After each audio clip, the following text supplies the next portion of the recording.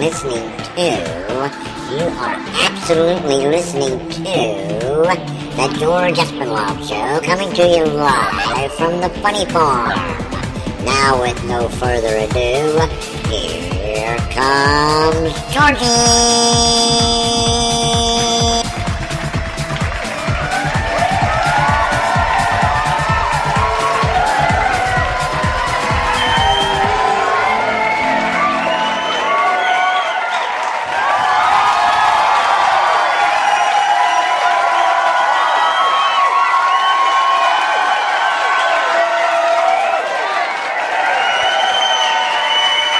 Thank you, thank you, thank you, thank you. Thank you. Thank you to all of our friends down the street, around the corner, across this great nation, and around the world. You're listening to the George Espinlove Show, coming to you live from the Funny Farm in a place called Our World. And we have no idea where that is. We just live here. We want you to email us because we have no mailbox. We have no mailing address. That's why we have no mailbox. But we do have an email, George C.E. That's George C.E. at Comcast.net. George C.E. at Comcast.net. Email us. Ask us any question you might. Tell us where you're coming from. Whatever. Just email us. George C.E. at Comcast.net. Monday. I hope your Monday went well. Mine did. A lot of us was off today and in celebration of Martin Luther King's birthday. And I trust you had a great, great day wherever you are at. We have a guest tonight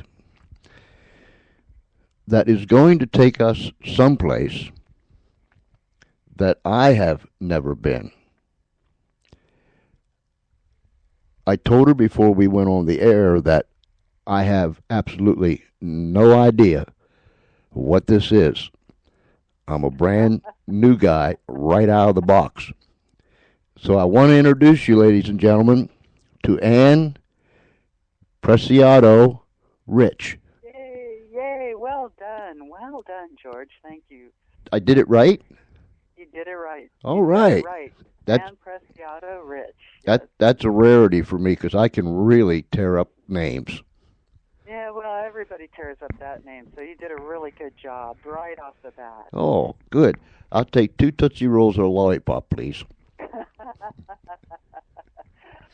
Certainly. And as we chatted before we went on the air, I have absolutely no idea of what this is all about. I mean, I've read up on it during my life. I've kind of scanned over things such as this, but I never stopped or stayed long enough to delve into it. So you're dealing with somebody that just stepped off the train in a brand new city. Well, actually, my book is a fiction book. First of all, it's a paranormal, psychological, spiritual fiction book. So it's written to appeal to anybody. So you can read it, and it should be a little entertaining and not real heavy-handed as far as too one-sided spiritually or too one-sided psychologically. It's a novel about a young girl growing up in the 1950s and 60s in Los Angeles' San Fernando Valley, who was sent to Earth actually for a specific purpose, and she has mixed feelings. I tried to imagine. Okay, so if I get all this stuff that I've read and researched over the years, I mean, I've spent like 40 years reading anything and everything I could get my hands on that would kind of explain to me why exactly we're here on planet Earth. Because I had some big issues. I mean, this is a crazy place, don't you think? Oh, yeah, guaranteed. 100% I agree with you. I mean, and it's just keeps coming up over and over and over again. What is going on this planet? So when this started happening back in the late 60s, when there was a lot of real ugly stuff going on in society and politics, and just I had a lot of upheaval going on in my life. I was a teenager at that time, and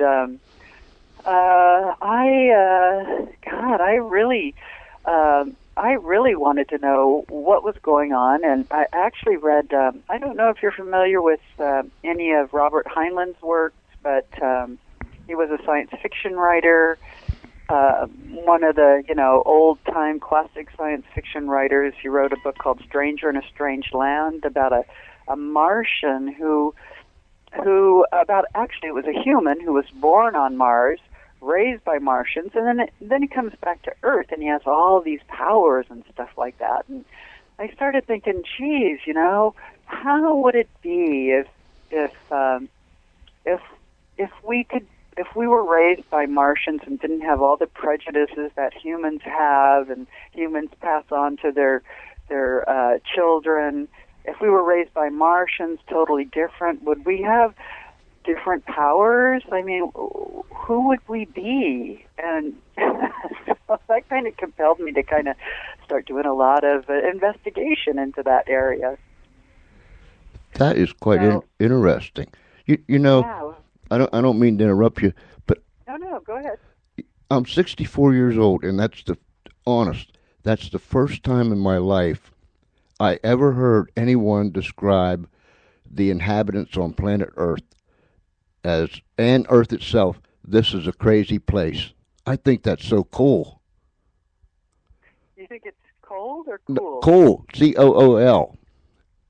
I think yeah. I think it's so cool that you described it like that. Well, I'm trying to be a little humorous about it. But it is true. It's absolutely true. Because it's just the longer I've been here, I'm actually 60 myself, and the longer I've been here, the more I just keep going, didn't we already work stuff out a long time ago? And it keeps coming back up. It's just like, oh my God, what in the world is this, And the book actually addresses a lot of that. That's what this book is about. It's about me.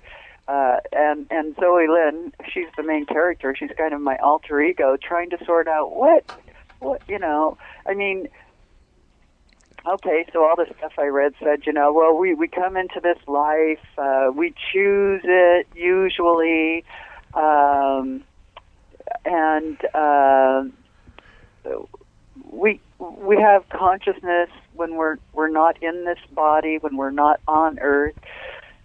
So I tried to create this whole story where this being, she's talking to her mentor, and he wants her to go back to Earth again, and she has mixed feelings about going to Earth because Earth is a crazy place to be.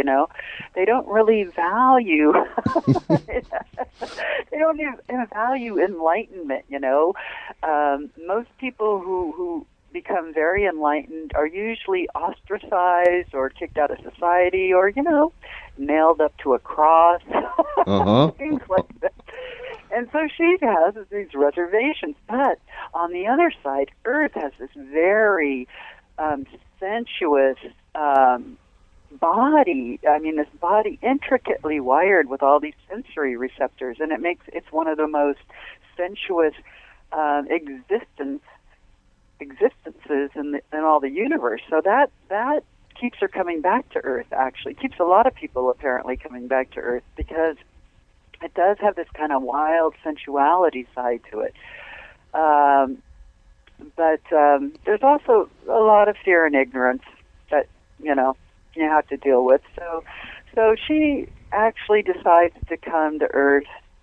She has mixed feelings, but she's promised certain things, wild times, romance, and a chance to live this golden life, which is kind of like the life is happily ever after, if you're into fairy tales and myths, or if you're into like Christianity or that kind of thing, it's the same thing. as the life of heaven on earth. So, they're all one and the same, actually.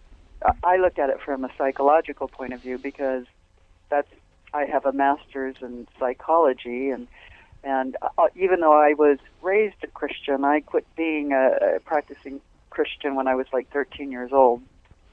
But I know a lot about the religion from that. So it's kind of like bringing together the pagan side of life and the Christian side of life, but in a much nicer way than what's been done in the past, I mean, one of the issues in the book is just the whole bad rap that human sexuality, especially women's sexuality, and the physical body generally has gotten. There's this kind of attitude, spiritual attitude, that, the body is just kind of a temporary thing, and we get off this planet and go off to heaven kind of thing. Or, some people think hell. I'm not a believer in hell, actually. I think we create our hell no matter where we are. So she's coming down and she's trying to help heal the attitude, this bad rap that the physical body and sexuality has gotten. Because really, how can you ever live the life of happily ever after if you don't really honor the sacredness of your physical beingness? If you can't hold your sexuality and your body in the highest esteem. I don't mean, you're totally obsessed with it. I mean holding it in a very high, kind of almost spiritual esteem. Mm-hmm. So, I kind of think if we did that more on this world, we wouldn't have a lot of the problems with the pornography, all the hypersexualization of pop stars and all that kind of stuff. That all comes from, that all started with the bad attitude towards sexuality, and we're still trying to work that out. And it's just kind of, it's really silly in a way how it all started. So I kind of get into that in my book. I actually went back and did a lot of research into ancient history to look up some things, because as I'm writing this book, I kept wondering, why did things turn out this way? It's just like I'm like a 2-year-old asking all these why questions. How did we get this? Why did we believe Eve was responsible for, Adam eating the apple and blah blah blah blah blah, and humankind falling from grace? And why do we believe? Why does women's sexuality? Why is it such a weird deal? I mean, the really strange thing to me is that it's still. I mean, we can tell in the past. This past election, all the weird stuff that came up about women's sexuality. Mm-hmm. Like, oh my God. So my book is very topical in that extreme, because I did go back and do a lot of research about how these things happen, and actually, so when Zoe Lynn comes into this life, she's born into this life in Los Angeles, the San Fernando Valley in the 1950s, and she forgets all about who she is and why she was sent to this earth, as usual, because, when you first come into this life, you're kind of really preoccupied with just trying to figure out how to walk and talk and eat and feed yourself and things like that. So, that takes precedence. And but eventually she runs into a lot of different spirits. She runs into some fairies. There's a cosmic nanny. There's a beautiful earth deity that's kind of like an Aphrodite type, mother goddess type of spirit. And then there's the spirit that sent her here. Mercurio is his name. So, and then there's others, and so these spirits kind of come in and out of her life as she's growing up, and try to explain things to her, try to keep her on the track that she was originally sent here for, and tell her all these things about how human life first started on this planet. Are you familiar with the Ancient Aliens on the History Channel? Yes. Okay, so there's a lot of that in here. I mean, there's some interesting similarities, and I started actually writing this book like back in the '90s before any of this stuff came out. But I did read von Daniken's *Chariots of the Gods*. In fact, I have in the back of my book, I have like a bibliography of books that inspired the writing of this book, and I did list his work there. But so there is kind of an ancient aliens kind of trip going on, a story how the dinosaurs came into being, what happened with Atlantis and Lemuria. Lemuria was another ancient civilization that some people don't know about, but there's a mythology about it. So I put it all together in this like fantastic epic tale. And meanwhile, we're going back and forth between the spirits telling Zoelin all this stuff about how life first came to be on Earth, how we came to have these fears and prejudices about the body. And then Zoelin has her own life going on, her really mundane, day-to-day life that doesn't always mesh with what the spirits are telling her and stuff like that. There's some conflict. It's like all of us. We all have this kind of spiritual side that pulls us in one direction, and then the physical side that seems to pull us in the other direction. So there's a lot of examination of that in this book with Zoelin growing up and her spirits. Sometimes she just doesn't like what they have to say at all because she's so brainwashed by what she's learned growing up in this world that it's hard for her to kind of elevate her consciousness to where they're coming from.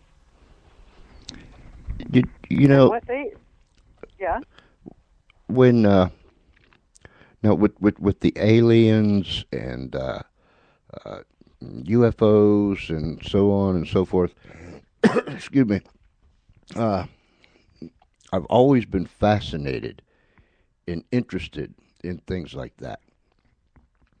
Yeah. Me myself, I'm originally from Pennsylvania. I've lived here for 30 years, but I'm kind of like I belong in Missouri. I'm one of them kind of fellows that I would really, maybe I wouldn't, but I would really like to see it. I mean, something tangible, something real, other than flashing lights. And am I making any sense? Like, what I always thought would be the coolest thing for, when people were all flipping out about the 2012 thing, Mayan calendar, world's coming to an end, and I never really believed the world was coming to an end. I just looked at it as a shift. There was like the end of, a 26,000-year cycle, and we're moving into a new 26,000-year cycle. But what I thought would be really cool is if we actually had contact. Yeah. Aliens. They actually said, we're here. We're not going to let you blow up the planet. In my book, that's why they're here. They are preventing us from doing what Atlantis did to the planet millions of years ago, which was just blow it up, kind of, essentially. And they aren't going to let this happen again. And actually, I've read stuff that has said that in some of the metaphysical books I've read and stuff. So that's where I'm coming from that. But you know what? But you can already tell what's going to happen if they do that. I mean, there was actually a Gene Roddenberry series. I think they did it after he died. But he did have the idea for it, and it was aliens coming to Earth. And it was all these situations where people got really paranoid that they were going to take it over. I mean, just looking at what's happening right now with the guns, the whole gun thing. I mean, can you imagine what would happen if some aliens came down? People would flip out. oh yeah, it would be...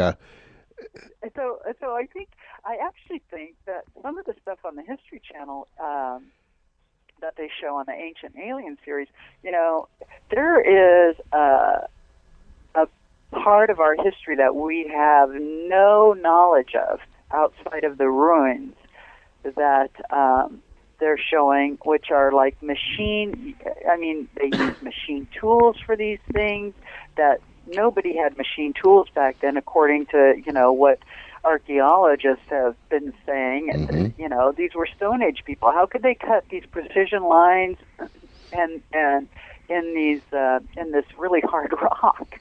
How could they be lifting all these huge pieces of rock? Yeah, precision cut, and they tons and tons. Yeah.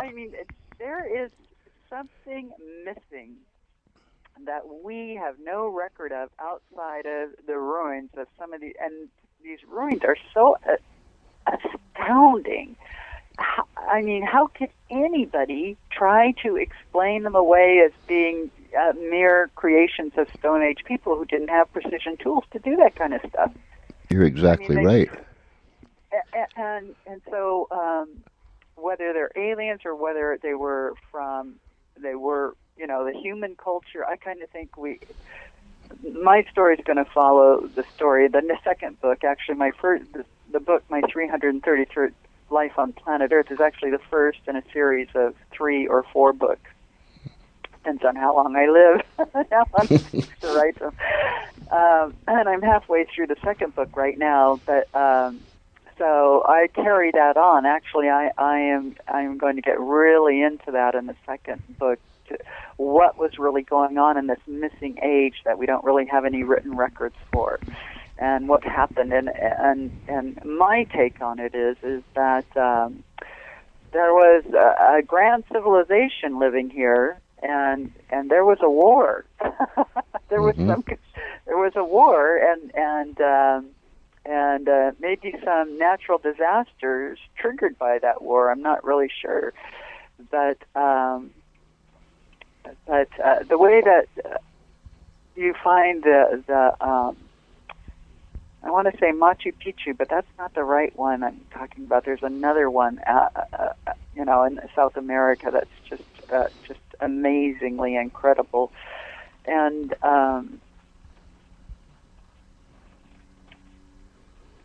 something happened, and I think the human race kind of fell into a dark age where they forgot all of that. I think they forgot about, I think that's why we got we ended up with a lot of really crazy rituals early on, Mother Goddess worshipping rituals. People used to believe that a woman's menstrual blood was what gave life. They didn't understand that there was an egg and sperm. Mm-hmm. They just thought it was women's menstrual blood. And so women were kind of highly revered. Men would do these rituals. In some instances, they would castrate themselves to bleed the blood that women bled to make them wise, to give birth to new races. There's all kinds of weird stuff going on back in an earlier age that we do have record of, actually, of all these kind of bizarre rituals, because it sounds like people didn't really understand where human life really started. They didn't realize it was an egg and a sperm. So they got all these kind of weird attitudes about it. And women were really highly revered. The goddess was highly revered. But like I said, men did a lot of denigrating things to kind of, be one with the goddess and that kind of stuff. And eventually that changed, partly because I think men realized that they were responsible for birthing children, too, for giving life to the child, too. And what happened was they didn't just think that it was part them and part the woman. It went to the opposite extreme. They thought it was just their seed. They didn't realize that women had an ovum. So they thought it was just their seed growing in the fertile soil of a woman. So and that's where we went from kind of an equal, egalitarian, matriarchal society to a more heavily patriarchal society. And And that's when men started getting all kinds of weird ideas about women and sexuality and stuff like that. You know, the whole thing about Adam and Eve and the fall from grace and all that kind of stuff, that really came from St. Augustine. He was one of the Christian forefathers of the church, and early in his life, he had an affair with a woman, his mistress, and he got her pregnant, and he was really upset about that. He was just so upset that his body, he didn't want to be a father, he didn't want to be a husband, and he was really upset because he believed that it was his seed that created this life. And he ended up leaving her. He ended up, creating a lot of Christian doctrine, and one of his big things was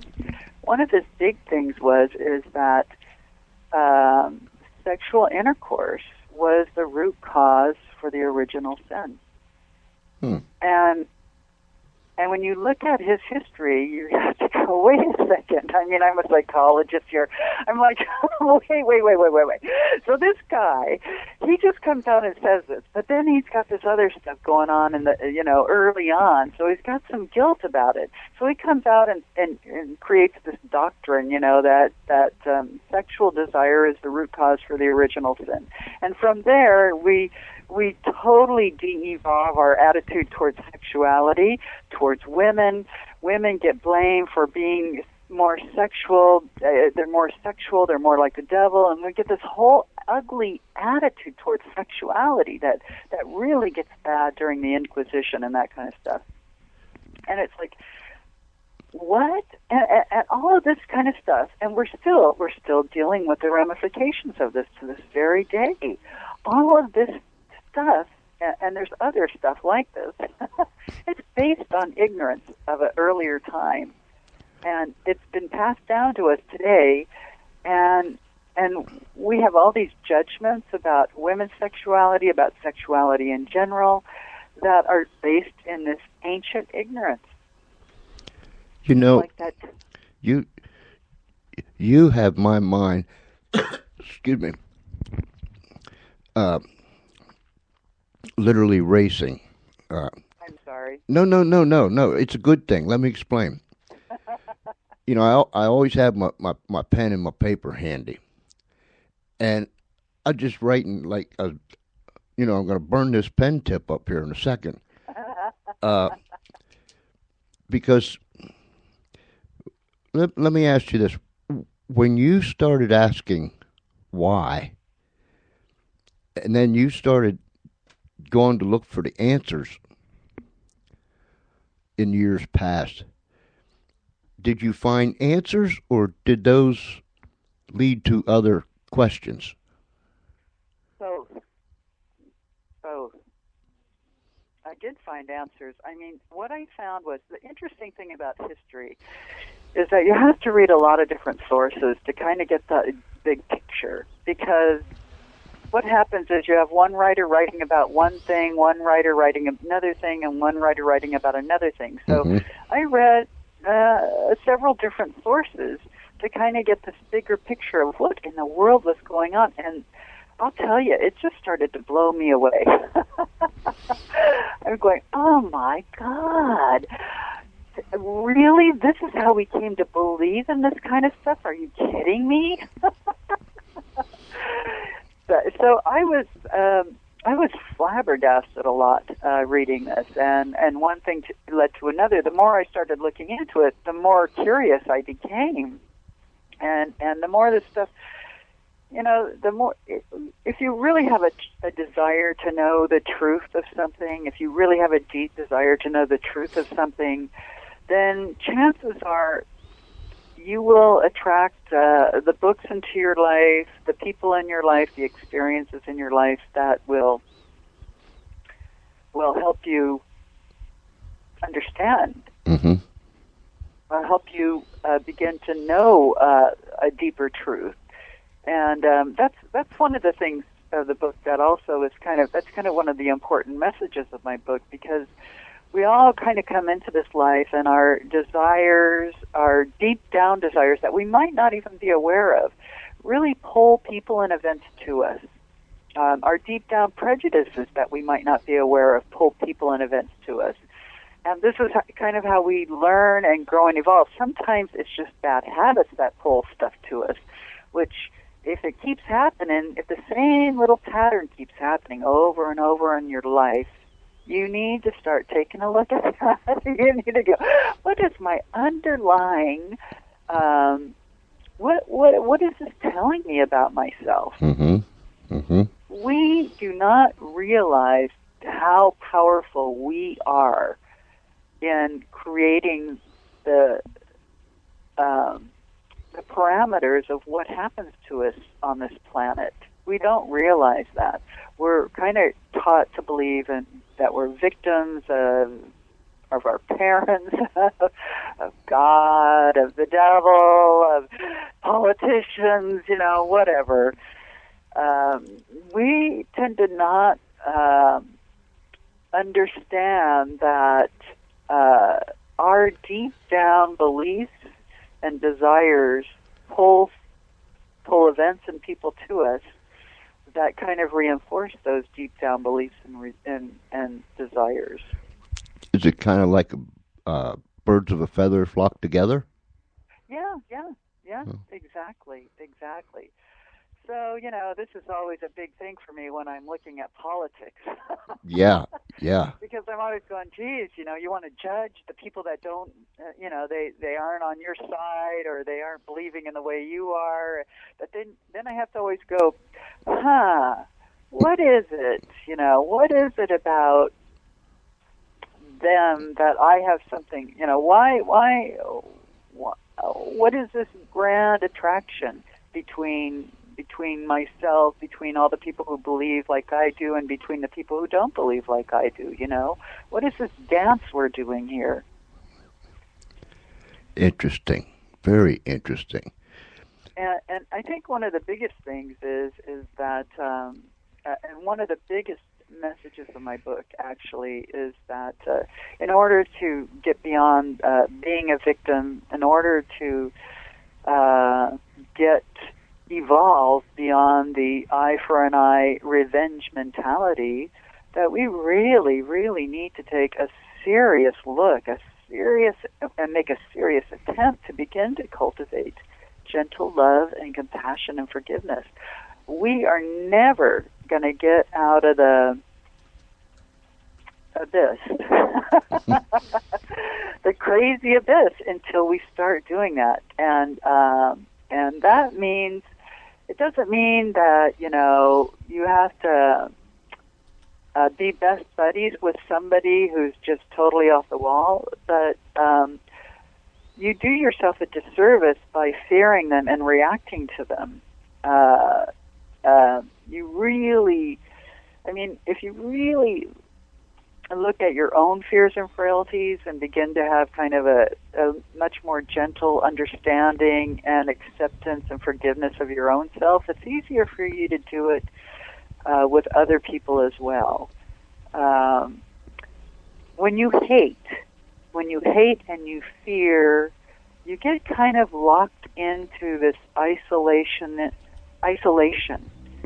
and it only goes downward. It doesn't go up. It doesn't go up into the light. It goes down into the dark. And the only way you're going to go up into the light is to get beyond those fears and prejudices and judgments. Because you know what? We're all in this thing together. Yeah, whether we want to be or not. I mean, we are. We are. Yeah. We all have this DNA that connects us to one another. Mm-hmm. And we can lift each other up. We can lift each other up by being more gentle and understanding and kind to each other, or we can bring each other down by fear and threats and judgment. Could you tell me what is, if there is? Tell me if there is, and then if there is, tell me what it is. But if there is, what is this ninth dimension? Oh, okay. Well, that's just a prop. Okay. process of publishing a second edition of my book. And I'm actually getting rid of that. The subtitle on the current book is Secrets from the Ninth Dimension. And I'm actually getting rid of that on the second edition, which should be out in about 4 weeks. Just because it kind of, people get hung up on that, and really it's just a prop. It's a prop. That's where the spirits who come and talk to Zoe Lynn, that's where they hang out in Earth's ninth dimension. And I just pulled it out of my hat because I like 9. I like the number 9. I like 333. 333 adds to 9.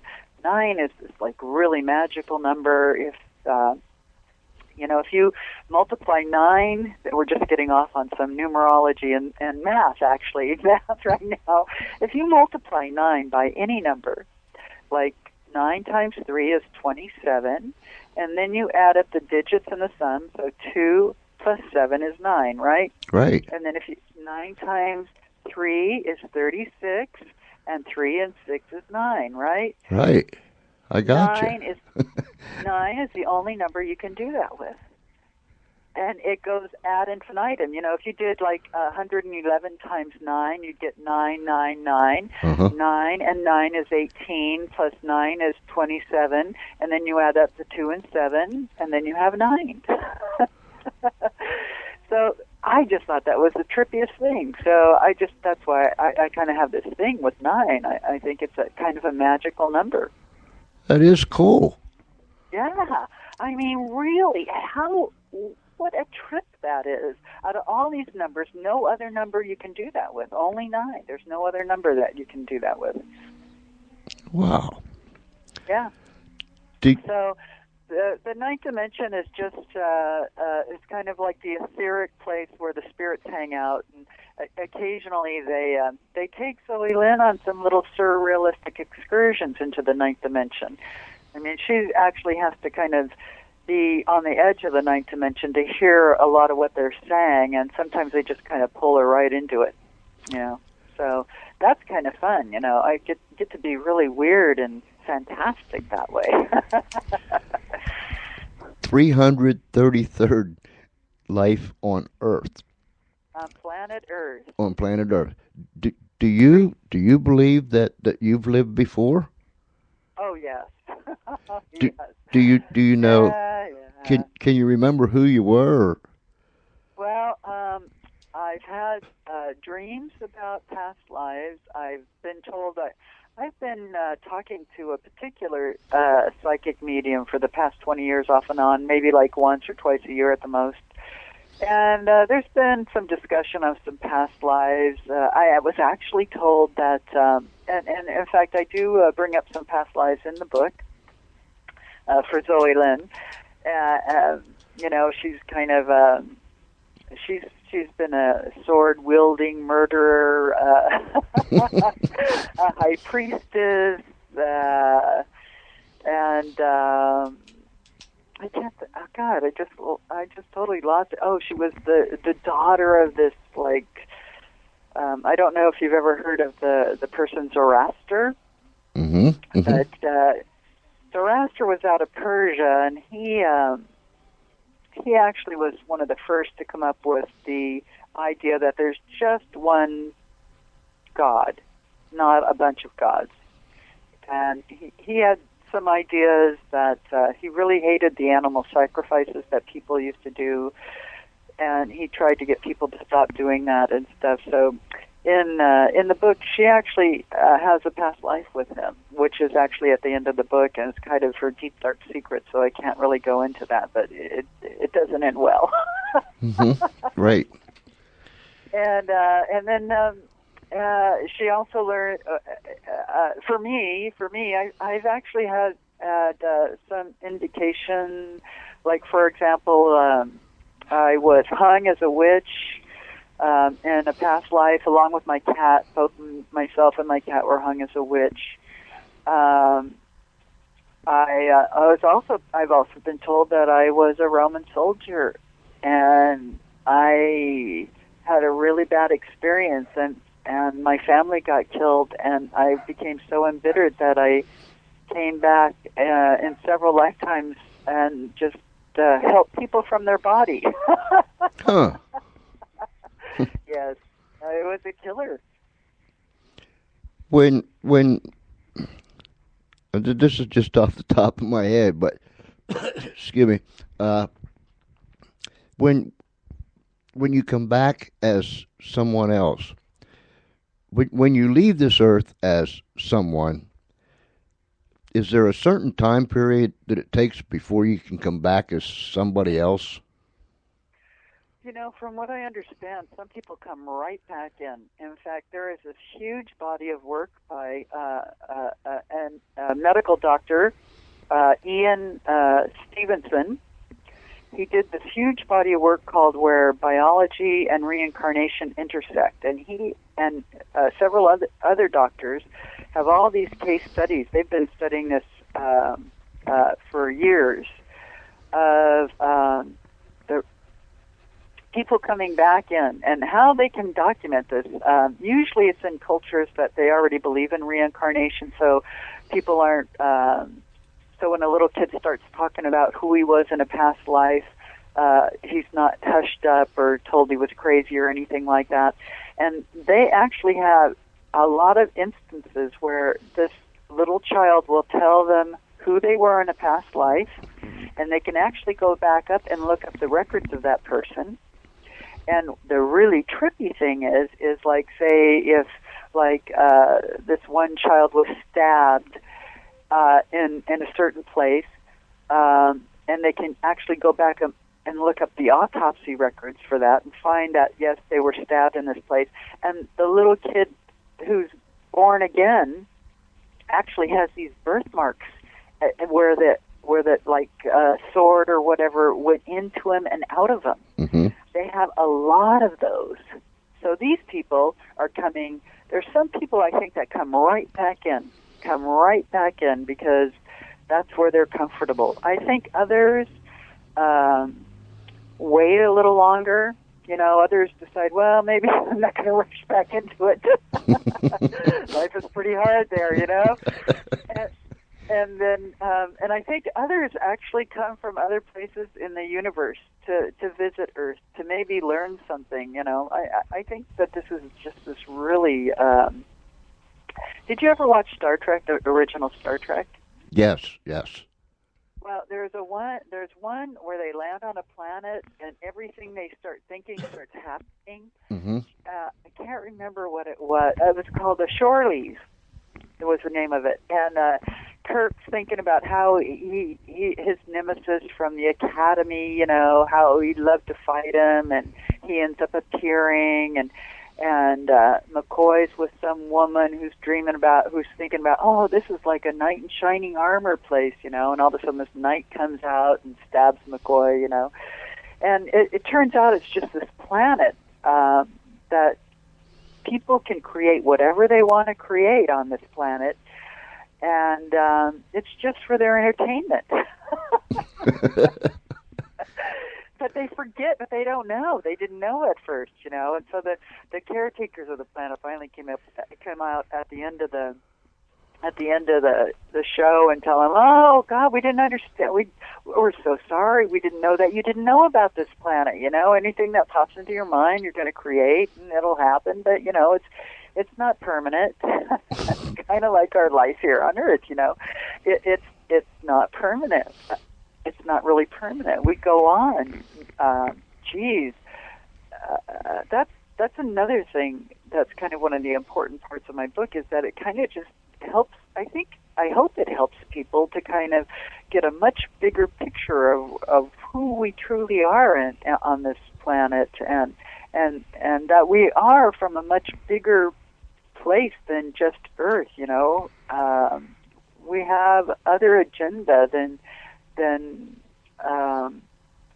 just the tiny little minutia that we get kind of obsessed with when we're on Earth, kind of. So I think Earth is a place where we create a lot of our own stuff, be it a horror show, be it a roller coaster, mm-hmm. be it a carousel of life. going round and round and round in circles. And it's all stuff apparently for us to learn and grow and evolve. Some of us are learning and growing and evolving a little faster than others, but that can be even harder, because then we have to be gentle with the others that aren't growing and evolving as quickly as we'd like them to. So there's actual research going on. Oh, there's a lot of research, actually. There's a lot of stuff written on past lives. There was even a book, it's called Soul Survivor. It's for beginning reincarnation 101, I guess. The people who wrote the book were both heavily Christian people. They believed in Christian. They were strict Christians, but they had this little boy, and when he was 2 years old, he started just having these kind of fits, and in the middle of the night, and all this whole story came out about how he was a pilot in World War II and how he died.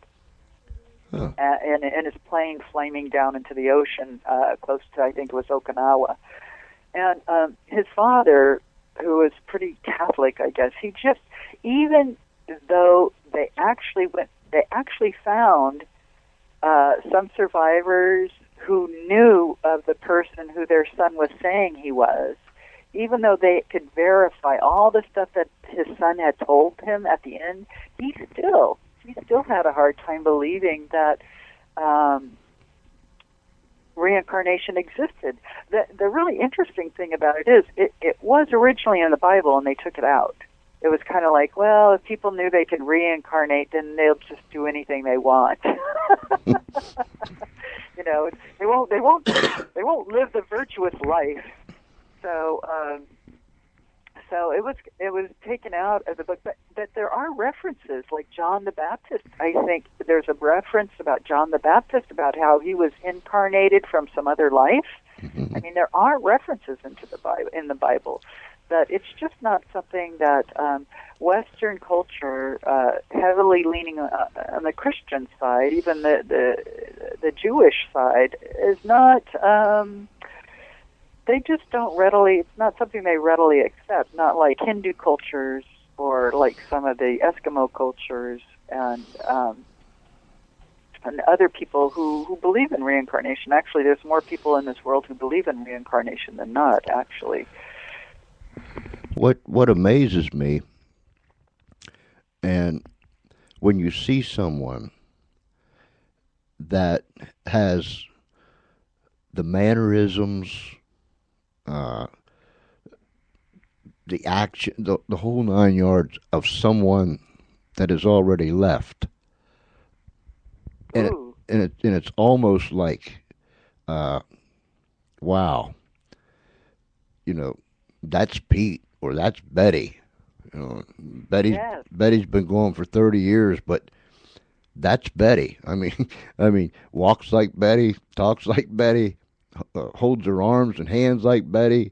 It's like they're almost possessed of the same spirit. Yeah.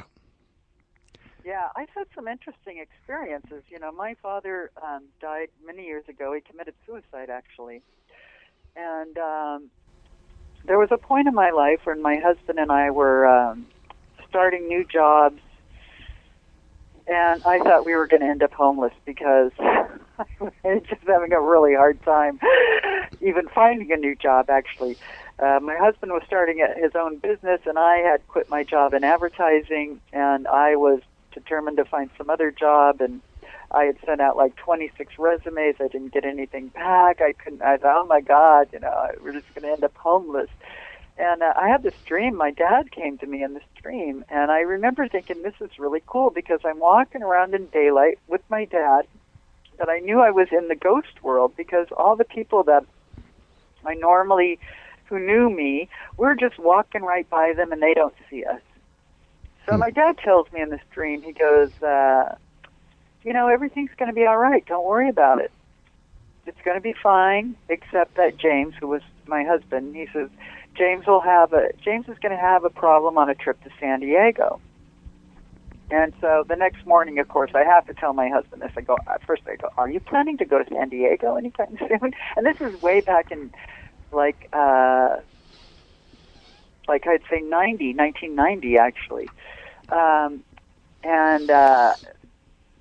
he goes, no, I wasn't. So I tell him the dream that my dad told me, that my dad said he's going to have a trip. And all of a sudden, this light bulb goes on in James's face. He's looking at me and he goes, that is really strange, because last night he had a dream that he was stuck in San Diego. His car was broken down. He didn't have any money to call anybody. This was before cell phones. And he was hitchhiking on the side of the road. Now, that's kind of trippy. Mm-hmm. It was kind of almost like my dad was telling me this about James so that I would tell James, so James would know not to worry too. Mm-hmm. And, of course, everything did work out all right, but I've had a lot of little visitations from dead relatives in my dreams over the years. Actually, there's an ancient thing, like in ancient Italy, they used to believe that when ancestors or relatives died, they would come back as fairies and take care of the kids in this life. Take care of their extended family descendants, fairies, winged beings. Mm-hmm. So it's kind of interesting. I have gone through a lot of death in my life. I've watched a lot of people die, and most of them have come back and talked to me at some point. I think all of them have. So I have a pretty thorough belief system that this life is not all there is. There's just no way. Very interesting. Very. Like, who was it? Artie Johnson used to say on Laughing Very Interesting. Yeah. Yeah. What did he say? Oh, very interesting. Yeah, Yes. very interesting. Remember? He'd pop out from Yes, behind I do. with his helmet on. Yes, I do. Yeah, it is. Life is really trippy. Yeah, and when you sit down and think about things, it's not always just black and white, is it? No, it's never black and white. Mm-hmm. If it is black and white, you aren't looking hard enough. Right. Right. Yeah. But unfortunately, we don't have a whole lot of thinkers anymore. We don't have a what? A whole lot of thinkers. Thinkers? Yes, thinkers. People that actually sit down and think. It's kind of, I don't know if we do, or I think we do, actually. I think we have a good amount, but what you see on TV and the media and stuff is not reflective of that. Mm-hmm. I think there's a lot of good stuff going on behind the scenes that we don't ever hear about, or we don't have a clue about, because the stuff that gets reported in the media is just kind of crazy, fantastic stuff that is just going to get people's attention right away. Sensationalism sells. I know. The History Channel used to have some great shows on. I learned a lot from the History Channel, but now they've gotten into some weird, all these kind of reality stuff, and it's cheap, and it's just, it's like the scraping the bottom of the barrel sometimes. Go ahead. At its best, at least it maybe helps people realize they don't want to be like that. I don't know. There isn't a lot on television for me these days. Me neither. I used to hang out at the History Channel and the Discovery Channel. Yes, me too, and the Learning Channel. They used to have great stuff on. Yeah, give me those, and throw everything else out, and I was happy. And now the History Channel, well, at least they have the Ancient Alien series. Yes. And they've been doing another series about the history of Earth. But other than that, they just have a lot of, weird stuff on. Yeah. One fellow called it the Hitler Channel. Really? Yes, Huh? because they're always showing the Second World War, Germany in the Second World They War. used to do that. They did that so much. That's right. They really did. Yeah. It was probably cheap because they had all the footage already and stuff like that. So, yeah, it's too bad. There used to be some really good stuff on TV. I've actually been renting from Netflix Northern Exposure episodes. That was a really good series. Are you familiar with that? That's one that took place in Alaska. Is that what it was? Yes. Yeah. The doctor who had to go work in Alaska because Alaska paid for his education. And they had the one radio station or something? Yes, Chris in the morning, at K-Bear, yes. And they just have, they had great writers for that, It was very thoughtful, it was very magical sometimes, it was very quirky. I really like kind of magical, quirky stuff. And my book is reflective of magical, quirky stuff and historical stuff and it kind of gets a little deeply psychological, It kind of, if you're reading it, it might help you to kind of come in touch with some things growing up that might have been not that comfortable, but that maybe you should get in touch with at last so you can kind of heal them a bit. Mm-hmm. But magical and quirky, that's my first agenda, first thing on the agenda. Yeah. 333rd Life on Planet Earth. Where can we get the book at? You can get it at Amazon.com or BarnesandNobles.com, or you can walk into any local bookstore and order it. Okay. And then you can also check out my website. You can also order it from my website through Amazon.com. My website is www.aprich.net, N-E-T. And I also have, you can check out my Twitter blog on that, and that's about it. aprich.net. aprich.net. And it has been a delight. I would like to, George? I could sit and talk to you about this stuff because, I mean, the more we talk, the more I have, the more questions I end up with. But it has been a real delight. Hey, if you never have something to do, and you get bored, just call me and I'll sit and I'll listen to you. And we can just talk. Yeah. Yeah. Because this is just fascinating. Will do. I'm so glad that you found it fascinating. Yes. It just gets me stirred up down deep inside. I just Curious George. That's. I think that's what I've tried to do with the book, is to try to stir up some curiosity deep down inside. I mean, that's what got me into this in the first place, because I had all this curiosity deep down inside to kind of find out what's really going on this world. So. But this is a crazy place. Yeah, it is. Yeah. I like that. Yeah. And the best of luck to you. Thank you so much, George. And remember, if you have nothing to do and you get bored, call Espenlaub. Definitely.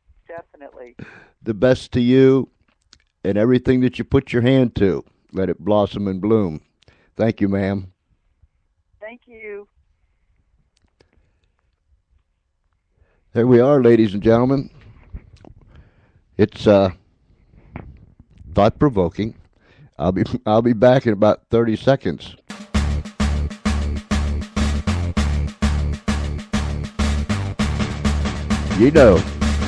Tap your feet, snap your fingers, bob your head, and shake your booty.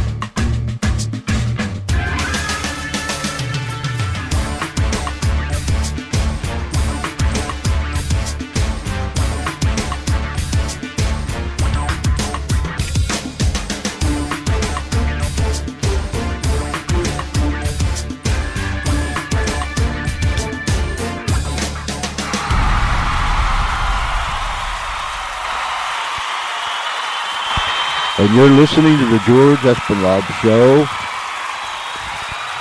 coming to you live from the Funny Farm in a place called Our World. And I welcome you if you just tuned in. Listen, if you've been listening to the show tonight, it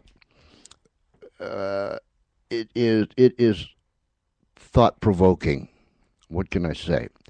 The older I get, the only thing I know is I don't know about so many things. You know, when I was young and foolish, I was smart.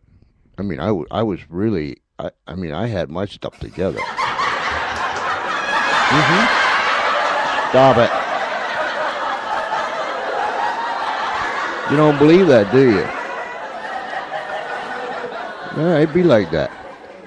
Now, listen to me. When I was young, I was smart. I'm telling you, I was smart. I was smarter than my dad. I was smarter than my mom.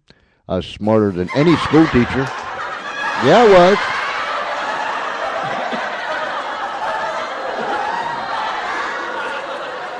I was smart.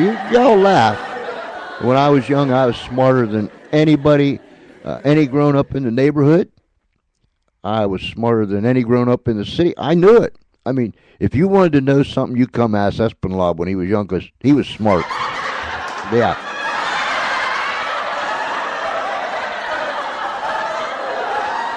But now, now that I'm much older, I don't know as much anymore. I just, I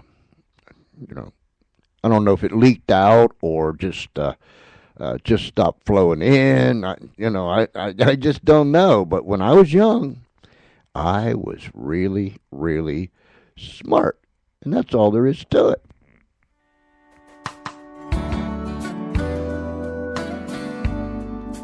Days have changed. I'm so afraid. I lay back and watch the world go by.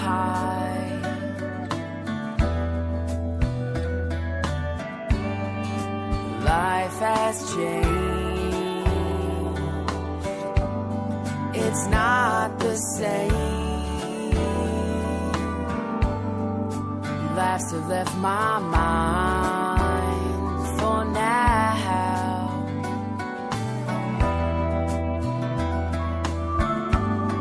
Just living life.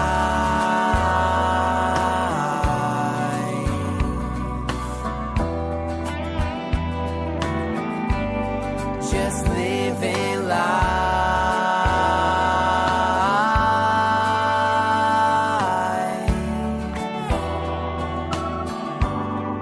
Still around,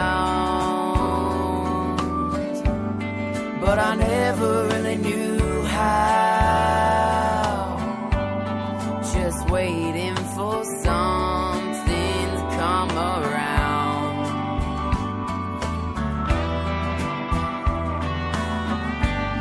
Just living life.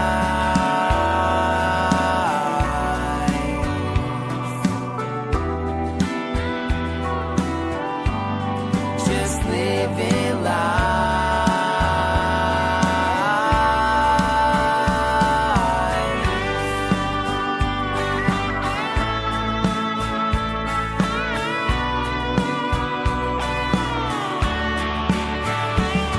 But I know that there is still a chance to get back on the right track, back at home.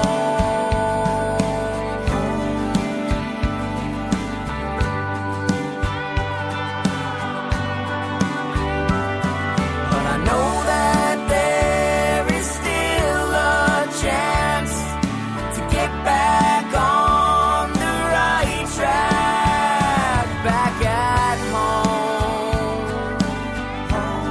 Oh, home.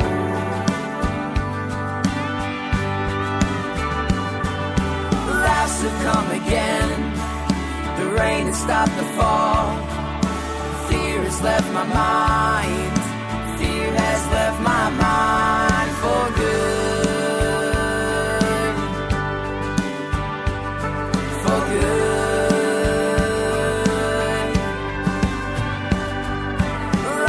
come again. The rain has stopped the fall. Fear has left my mind.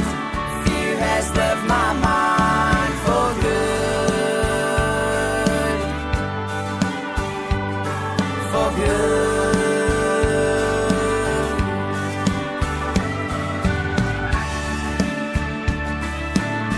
Just living life. Just living life.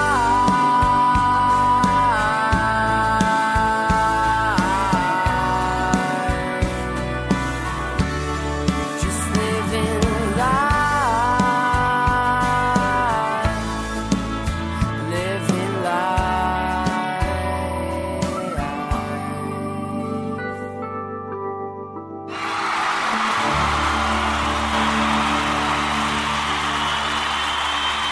That was really pretty, wasn't it? I want to thank our guests for being here tonight. Excuse me, I'm still fighting this cold. I want to thank our guests for being here tonight. Ann P. Rich. I could only say that middle name right one time, and I did that. I did that in the beginning. So I'm not going to press it any further. These people here at the studio, they'll make fun of you. I don't care what you do. They'll make fun of you in a heartbeat. But Ann, thank you so much. 333rd life on planet Earth. It's something to really, really think about. And, wow. Thank you, ma'am, for being here. Tomorrow night, let me get my little magic gizmo here. Tomorrow night, we're going to have a young fella on by the name of Kevin. I'm going to say it wrong, I know. Costola. He'll correct me tomorrow night. I'll get it right. Kevin Costola. A great writer. Young man that really has got it going on. I don't know how many of you know, but a week or so ago, 2 weeks ago, a young man, I think he was about 26 years of age, by the name of Aaron Swartz, took his own life, and we lost a computer genius, a literal genius. And tomorrow night, Kevin is going to come and talk about that and share with us the story behind it. Many believe that it was the government because they were prosecuting him for some things. Many believe that it was the tactics, the harassment of the government that caused this young man to take his life. So Kevin Costola will be with us tomorrow night, and he will give us the account. He'll throw the facts out there, and we can listen and make up our own minds. So tune in tomorrow night. Wednesday night, the Ladybugs will be here. Not the ladybug insects. The Ladybugs. It's an all-girl rock band. They're going to be with us Wednesday night, and they are so cool. Here's what they do. They sing songs for the young people to learn, such as pedophiles. They sing The Creepy Man, or That Sugar is Poison. But I'll have some of their songs on tomorrow night so you can hear them. Plus, they have an animated show on the web, and I'll put that address up there for you sometime tomorrow. But it's going to be very interesting. The Ladybugs, a lady rock and roll group, will be with us on Wednesday night. And I've listened to their tunes and watched their show. I'm telling you, it gets the point across. So tomorrow night, Kevin, if I can say it again, Costola. And then on Wednesday night, we'll have the Ladybugs. They'll be here, and they'll be singing, and we'll be rocking, and we'll be rolling, and you'll hear what they have to say.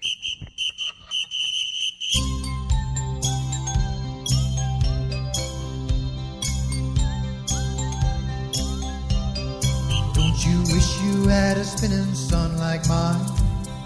Don't you wish you had a spinning sun like mine? Like mine. If you had a spinning sun, imagine all you might have done. If you had only had a spinning sun like mine. Like mine. You've got bouncing movies, you've got Saturday on string, you've got rainbow plastic dreams, they don't open anything. You've got your jumbo bell of monkeys, you can hang them on a vine. Oh Lord, you got all kinds of nifty things, but you don't got no spinning sun like mine. Oh son, don't you wish you had a spinning sun like mine? Don't you wish you had a spinning sun like mine? If you had a spinning sun, imagine all you might have done. If you had only had a spinning sun like mine. You've got stacking turtles and your ducks all in a row. You've got your psychedelic scepter till your batteries run low. You've got your glowing fancy telly. You got Biggie on the line. Oh Lord. You got all kinds of shiny things, but you don't got no spinning sun like mine. No, sir. Don't you wish you had a spinning sun like mine? Don't you wish you had a spinning sun like mine? If you had a spinning sun, imagine all you might have done. If you had only had a spinning sun like mine.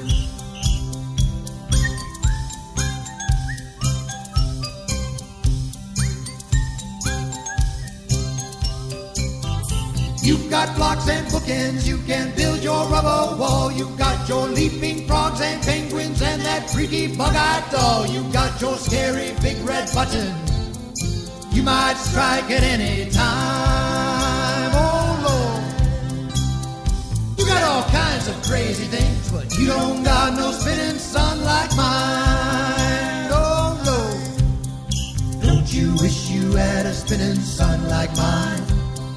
Don't you wish you had a spinning sun like mine? If you had a spinning sun, imagine all you might have done. If you had only had a spinning sun like mine. Don't you wish you had a spinning sun like mine? Don't you wish you had a spinning sun like mine? If you had a spinning sun, well, imagine all you might have done. If you had only had a spinning sun like mine. If you only had a spinning sun like mine, Lord.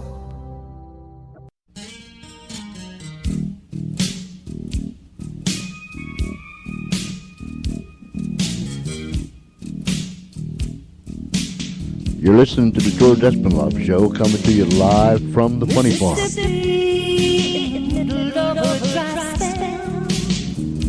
Jimmy Rogers on a Victrola pie. Mama's dancing, baby on the shoulder. Sun is sitting like molasses in the sky. Your boy could sing, he knew how to move everything. Always wanted more, he'd leave you longing for black velvet with a little boy's smile. Black velvet in its slow southern style. A new religion that would bring you to your knees. Black velvet, if you please.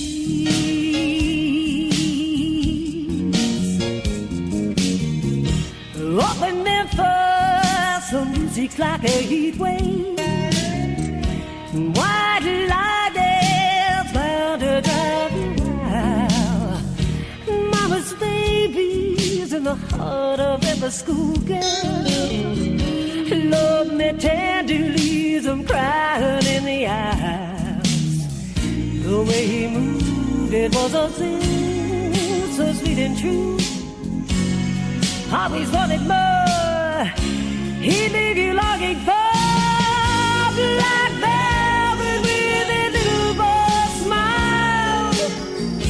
Black velvet in its slow southern style. A new religion that would bring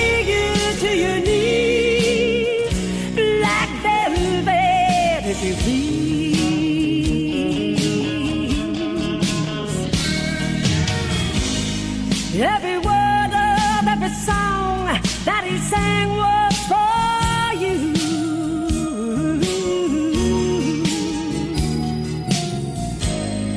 In a flash, he was gone. It happened so soon. What could you do?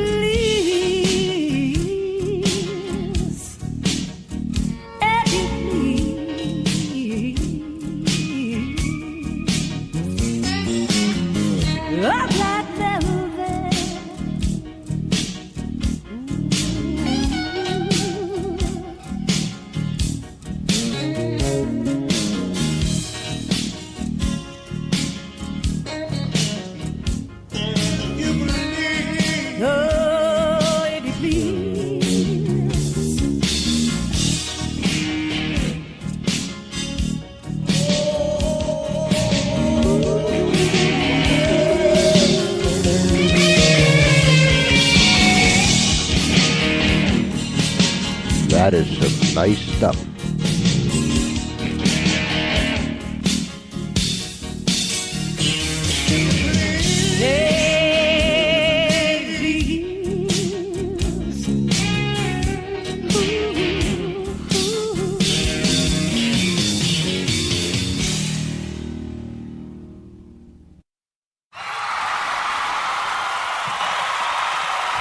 The Brimers, Black Velvet. We have a little bit of everything going on this show. We never know what's going to happen. I want to thank our guest one more time, Ann P. Rich, who is the author of 333rd Life on Planet Earth. She got me stirred up. A lot of questions. You can get it at Amazon, Barnes & Noble, walk into most any bookstore, she said, and you can order it. 333rd Life on Planet Earth. Quite thrilling and intriguing and fascinating and all them other kind of words that you want to throw on top of that. I want to thank our friends down there at musicalley.com. Musicalley.com. That's where Charlie goes and gets the music. He digs it out. It's not really so hard to dig out, just a figure of speech, you know what I'm saying? But he goes down there and he gets the music, and he uploads it and brings it on and puts it on his board and wings it out there so you can hear it. These are individuals that are struggling, writing, singing, performing, putting their talent out there for people to hear. And trust me, there is a lot of talent that is underneath the rocks. If people would just turn the rocks over, you could find some real gems. And that's the kind of music we play. We get down to the musicalley.com, and they know we're producing a radio show, so they let us pull the music out, bring it up here, and then we tell them when we played it and who we played, and then they transfer it to the people that we played, and then we correspond, and it goes on and on and on and on. And it makes you feel all warm and fuzzy on the inside. toothache.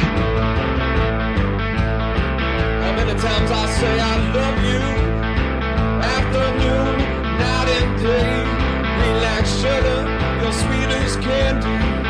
You're giving me today.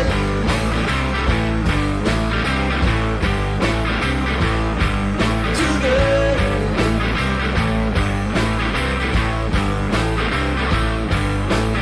How many times I say I need you? Afternoon, night and day. Relax, honey, you ain't need no perfume. You're giving me today.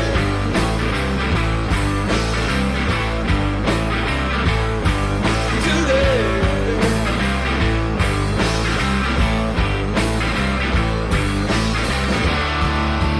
When I say I love you, why don't you believe me?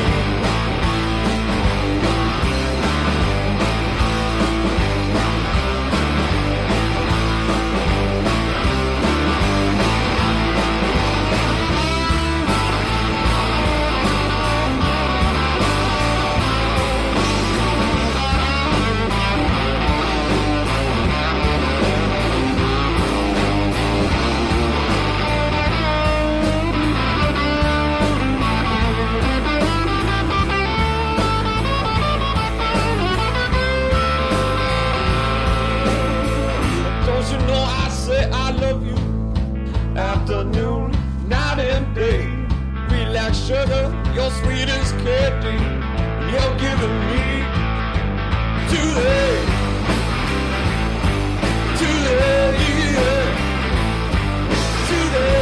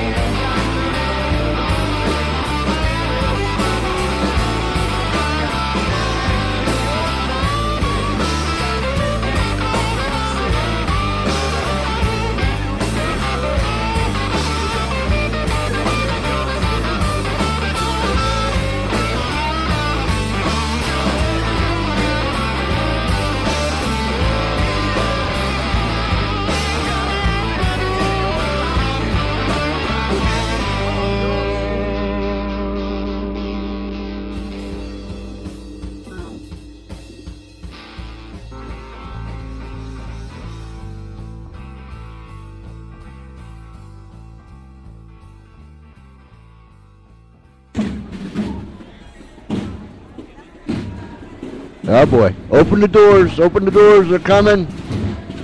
Here they come. Ladies and gentlemen,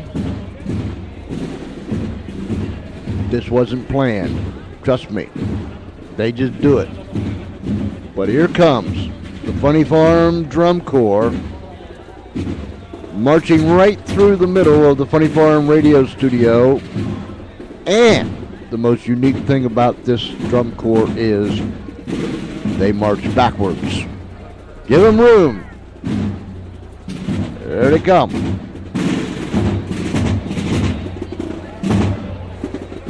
They're passing the sound booth.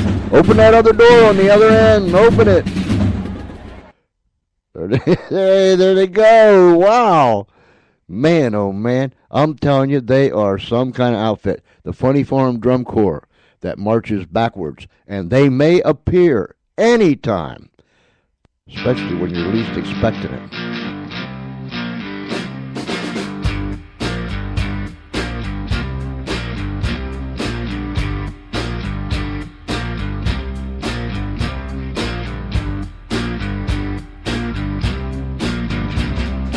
Blackjack, cigarettes.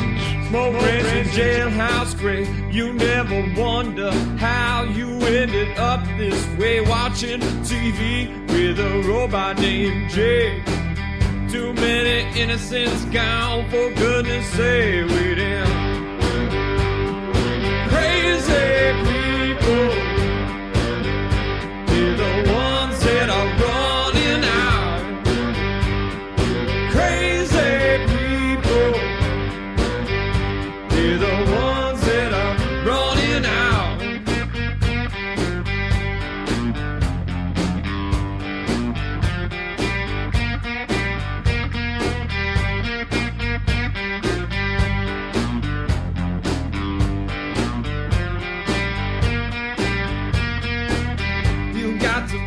your beds, but some things just don't pay. You're having fun inside, or so the voices say.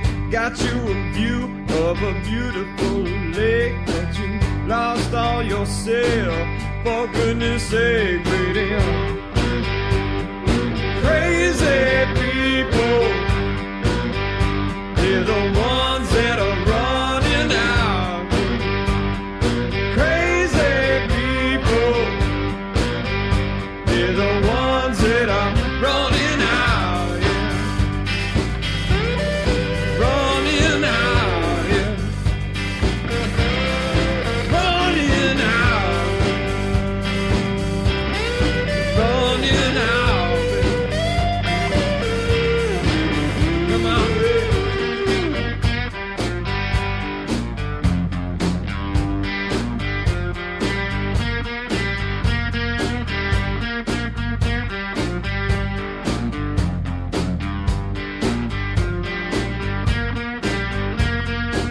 Blackjack and cigarettes, smoke rings and jailhouse gray. You never wonder how you ended up this way, watching TV with a robot named Jay. Too many innocents lost, for goodness sake, waiting. Crazy people, they're the ones that are running out. Crazy people, they're the ones that are running out, yeah. Running out, yeah. Running out, baby. Running out, yeah. Running out, baby. Hey. Running out, baby. Running out, baby. Running out. Blackjack and Cigarettes by the Cogs. My, oh, my. Hey, we're going to get ready to ride this puppy out of here, but before we do, let's everybody give Charlie a big hand. Wait a minute, before you do, Charlie and my mom and Travis and Cindy and Liza Mae Swampbush and Thelma Louise Studebaker. Who did I miss? Wilbur the washer. Miss Ernestine and Harvey. Give them a great big cheer because they've been doing a wonderful job around here. Yeah, they have.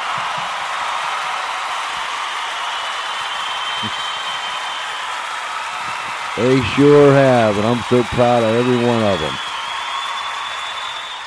Hey, listen, tomorrow night, our guest, let me see. Let me get it again so I can pronounce it right. Well, I know I'm probably not pronouncing it right anyhow, but anyhow. Kevin Gostola will be with us tomorrow night. Fantastic writer, and he will be sharing with us some very important information about the young man named Aaron Sports, who took his own life here a week or so ago. He will get into the details with us, so you want to tune in and you want to listen and hear what this young man has to say. Tomorrow night, after our guest is here, we'll go to the Skype line. That's pretty cool. We'll go to the Skype line, and we'll take your call anywhere in this great big world. If you want to call us, just get in there and go George.Espenlaub. George.Espenlaub. Espenlaub. George.Espenlaub. And get in there and request that we hook up. And tomorrow morning I'll go in there and see how many people wants to hook up. And then tomorrow night we'll go on the Skype line, and everybody can call in from anywhere on this great big planet. Hey, I hope you had a good time tonight. Monday night. Got Monday in, folks. It's downhill from here. I want you to know there's a whole lot of love coming to you from the Funny Farm. Yes, indeedy. We care about you. Email me, georgece at comcast.net. That's georgece at comcast.net. And we will answer every one of them. Thank you for those that have been sending your emails in and sharing things with us. georgece at comcast.net. Well, we're going to have to leave you. Another day. It's almost nighty-night time, isn't it? Well, it is here. Anyhow, listen, wherever you're at, if it's nighttime, you have a good night. If it's already tomorrow where you are, you have a great day. But regardless of where you are and what it is, nighttime or daytime, we want you to tune in tomorrow night, same time, same station, 6:30 p.m. Eastern Daylight Time for the George Espinlov Show right here on the Spreaker Network, Spreaker.com. Until then, have a good one. You have a great night. God bless you, and we'll see you tomorrow.